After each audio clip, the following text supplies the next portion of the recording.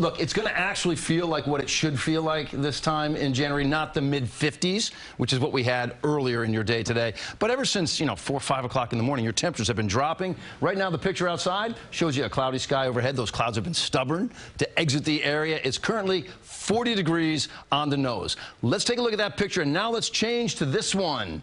All right, this is now a live picture from Chopper 2, and these chopper shots I think are so cool. So thank you guys out there flying, operating the camera, the multitaskers.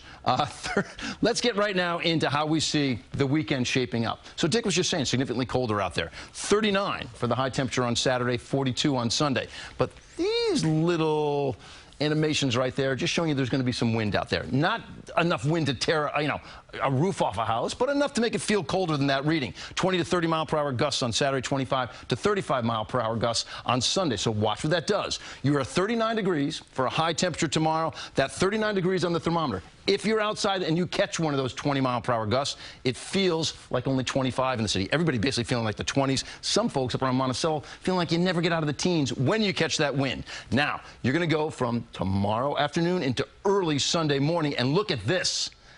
Feeling like 11 degrees in the city. Everyone feeling like really less than 20 degrees, feeling like 20 on the nose for Montauk. That's early Sunday morning. And by Sunday afternoon, New York City never gets to the point where they feel like it's above freezing. I mean, the whole day just significantly colder than what we've been dealing with. Sky cover, yeah, it's cloudy right now. Brighter certainly the farther west you go. Will we tap into some of that? We'll tap into some of it, not all of it. So here's what's going to happen. All right, this front, which is offshore with the rain, it's going to basically stay offshore. You could see a little bit of that moisture creep in for the east end, maybe on Sunday. But what about some snow? Do we see any snow brewing out there? Well, you go down to like Gatlinburg, Tennessee.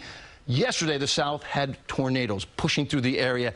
Today, they pick up 4.5 inches of snow. Just an example of how you had contrasting air masses out there. Very mild humidity yesterday, and here we go. Yeah, you got 4.5 inches of snow with the colder air in place. So here's our front that gave us some of that rain. We picked up about an inch of rain out around Montauk, a little bit less than half an inch in New York City.